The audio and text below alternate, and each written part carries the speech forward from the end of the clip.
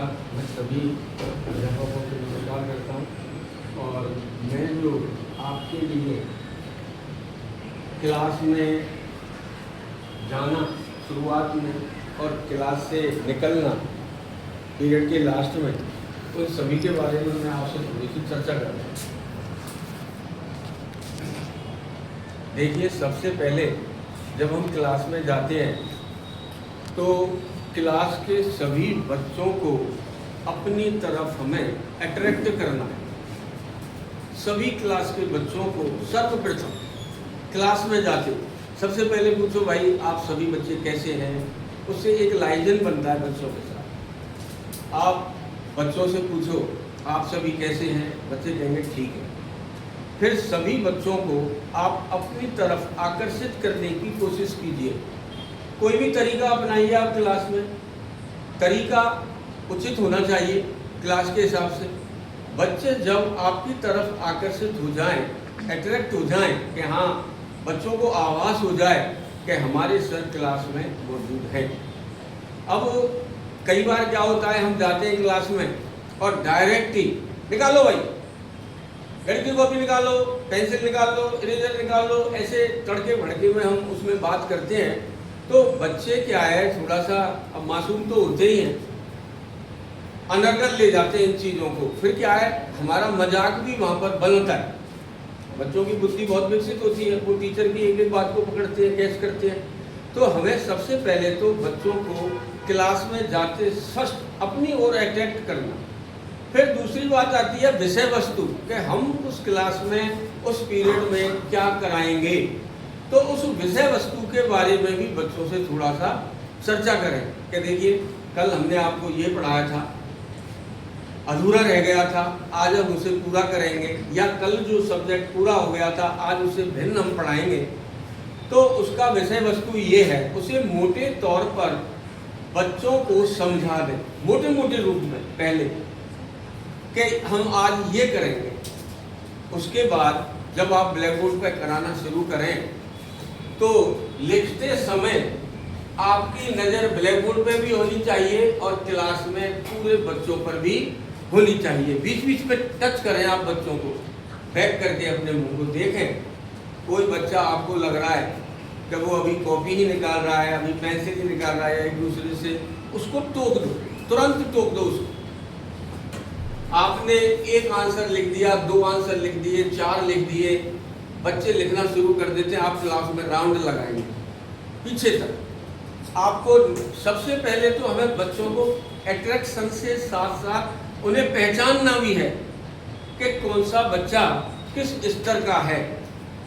उस स्तर के हिसाब से फिर हमें उनको, जैसे छोटी क्लास में है, हाथ से होमवर्क दे रहे हैं, तो आपने बच्चों को रीड कर लिया, उस हिसाब से आप होमवर्क दे रहे हैं। इसकी कॉपी में अलग है, इसकी कॉपी में अलग है, इसकी कॉपी में अलग, वो अंतर हो गया बच्चों में। दूसरी बात ये है कि आप बच्चों से जितनी मधुर वाणी में बात करोगे, बच्चों से जितने प्यार रस भरी बात करेंगे आप, बच्चे उतने ही आपसे अट्रैक्ट होंगे, 100% अट्रैक्ट होंगे। और मैं तो ये कह रहा हूँ, जब आप क्लास में जाएं 5 मिनट 10 मिनट, ये पहले ही हो चुका है कि 5 मिनट और 10 मिनट एक दिन पहले का रिवाइज जरूर लें बच्चों से। और कोशिश हो कि क्लास में 30 बच्चे हैं तो 15 बच्चों से एक एक पॉइंट फटाफट पूछ लिया जाए। 15 नहीं तो 10 से तो कम, और कमजोर बच्चों से सबसे पहले पूछो, जिनको कल आपने, जिन पर बहुत वर्क किया था, जिनको खड़े कर करके आपने बार बार उस क्वेश्चन को समझाया था, उनसे 2-2 3-3 बार पूछो।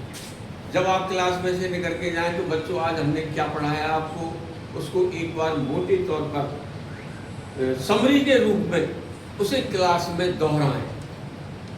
फिर आप क्लास से बाहर आ जाए। देखिए, आप एक ताज्जुब नहीं करोगे कि अपनी जो वाणी है ना मनुष्य की, उसमें बहुत ताकत है। उस वाणी का इस्तेमाल करिए आप, ना कि लड़ाई के लिए, ना कि पिटाई के लिए, ना कि झगड़े के लिए।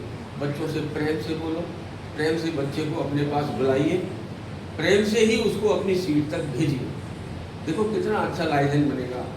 पेरेंट्स से भी, अब जैसे कॉल होते हैं, मैं देख रहा हूँ छोटी छोटी चीज़ों के लिए बच्चे नीचे जाते हैं कि सर इसने ये एक पीरियड में सर इसने एक ही लाइन लिखी है, बताओ।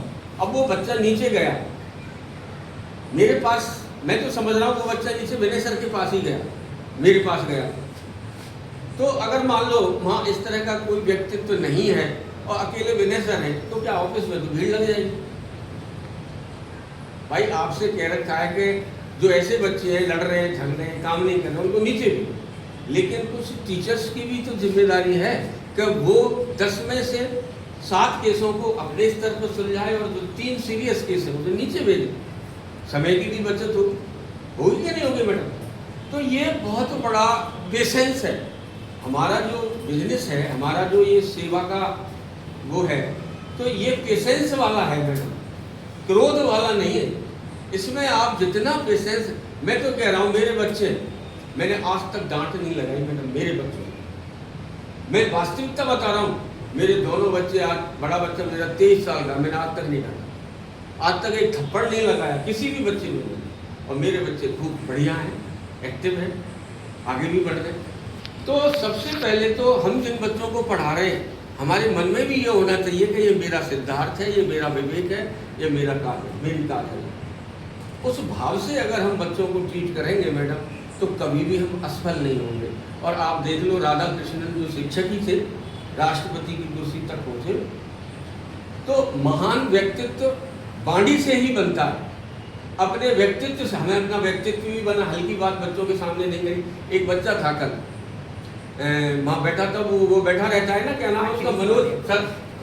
तो हम सभी लोग अपने परिवार की भलाई के लिए तो पूजा पाठ करते हैं मैडम, अपने बच्चों की अच्छाई के लिए, हमारे बच्चे अच्छे कुर्सी मिले, अच्छा भविष्य बने, इसीलिए हम पूजा पाठ करते हैं। तो उस पूजा पाठ में जो हमारे अंदर जो बदलाव है, उस बदलाव को हमें इस विद्यालय को समर्पित करना। आप देखिए विद्यालय को, विद्यालय में बहुत बदलाव आएगा, और वो एक के बदलाव से नहीं आएगा। विनय सर हाय हाय करते रहे, इनके कहने से भी नहीं आएगा। मैं हाय हाय करता रहूँगा कुर्सी पर बैठा बैठा, नहीं आएगा। आप सबके मिलने से ही वो बदलाव आएगा। या हाय हाय वाले तो नहीं खा। मेरी बात सुनने के लिए आप सभी का धन्यवाद।